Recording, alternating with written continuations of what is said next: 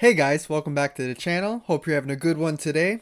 I'm Nick and I'm continuing on with my October review series with the movie Halloween 3 Season of the Witch. But before we get into it, make sure you like the video and subscribe to the channel if you enjoy videos like this, because I'm doing a review every day this month, or I'm attempting to anyway. So you don't want to miss a single video, guys. So make sure you do that, and let's get into it. So it's no secret that Halloween 3 Season of the Witch was supposed to start a trend of anthology movies in this series. And people hated it on its release due to the fact there was no Michael Myers. Everybody was expecting Myers, and he just wasn't here, and the fans just weren't having it. And that's why they kind of only did this one off and went back to the Myers idea. But times have changed, and over the years, people started to appreciate this for what it really was. And it definitely got a pretty big cult following nowadays. So the basic story to this one is about a doctor who joins a young woman who is trying to uncover the mystery of her father's murder. Clues lead them to a small town which is home of the Silver Shamrock, a company who makes a mask for Halloween. So starting off with the positives, I think they do a really good job of building the mystery in this one. We're kind of uncovering the story as it goes along. There's the town that they go in is real mysterious, and the townspeople themselves, and of course Colonel Cochran, that's our main villain in this one, who is owner of the Silver Shamrock. He is real mysterious as well, and you just can't quite put your finger on what he's up to. And Cochran is portrayed masterfully by Dan O'Herlihy. We also get Tom Atkins in this film. He's a badass. If you watched any 80s horror flick, you know he's a badass. In this one, he's a ladies' man, just like all of his movies. Whether we're talking about the coroner or the young lady who's one of the main leads in here, he's after them all, and they're all after him. He literally ditches his kids to go get beer and go on a road trip with this girl he just met. And this girl's named Ellie, and she's played by Stacy Necken. And she real cute girl. Her eyes really pop, I find. And her and obviously Dr. Dan make love in this sweet, sweet love. And it's kind of out of nowhere, but it's just so Tom Atkins. And I just thought the two main leads had great chemistry together.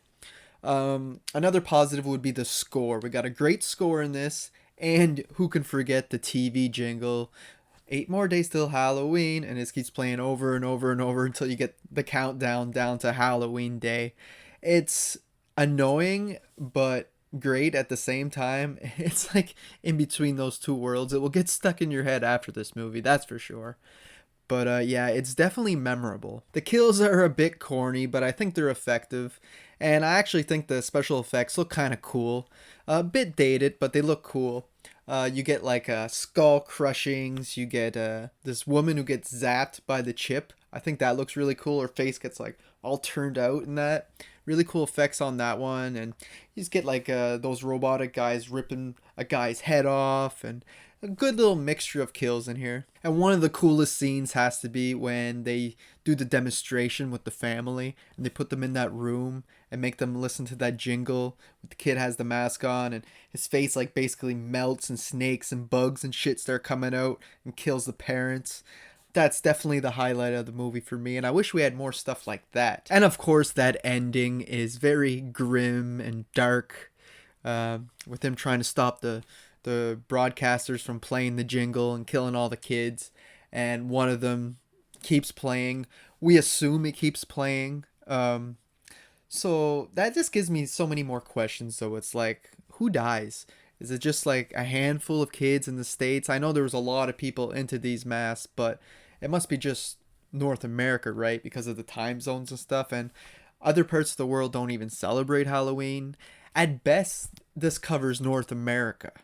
But that's even pushing it. And even if it wouldn't be every kid. And what happens after that? Does the North America just get overrun by snakes and bugs? You see what I mean? Makes for a lot of silly questions. Which seems like a good segue to go into our negatives. The story is original here, but it does not it's not appealing to me at all. It's just not my cup of tea. Don't like all the sci-fi elements put in here. Even though I love sci-fi horror, it just doesn't work for me here. If this was not in the Halloween franchise, I would not be watching it as many times as I did. I probably already seen this 6, 7 times in my life. I would have maybe watched it once and that was it. And that's what I find funny. All these Halloween fanatics that really like this movie, they'll defend it to the death and say, if this wasn't a Halloween movie, people would really love it and it would be a masterpiece. I'm like, that's bullshit. If it wasn't in the Halloween franchise, this would be almost unheard of. I'm sure it would still be like a cult classic, something like I'm trying to use another example, something like Shocker, because I just reviewed that movie not long ago. They're cult classics, but most people don't know them. And I feel like this movie's lucky it's in the Halloween franchise because it wouldn't be doing that hot if not. Like, those robot henchmen in suits are so silly to me and just stupid. They're not intimidating or scary at all for supposedly a horror movie. And I have to bring up the Stonehedge. Like, how did they move it and put it underground out of all places? And it's okay if they don't answer that, but here's the thing. There's this news reports on the TV in the movie that's like, how did they move it? Who stole this? And they're going on. It's like, okay. Then when we meet Cochran later on in the movie, he's like, bet you wonder how I got this here. Seems almost impossible. Like, he says something along those lines. And it's like, but he never does give us an answer. It's like, if you're not going to tell us how you did it, quit teasing us. Like, that's just lazy writing. And yeah, that whole Stonehenge scene is ridiculous to me. How the doctor drops all the chips, the silver Shamrock chips down, and they shoot lasers at all the scientists and like kill them all. Eventually, like, making a circle laser, and that laser and the Stonehenge laser both go and kill Cochran. But as they're like killing him, it like turns him into this powdered covered ghost, making the weirdest, most ridiculous smile.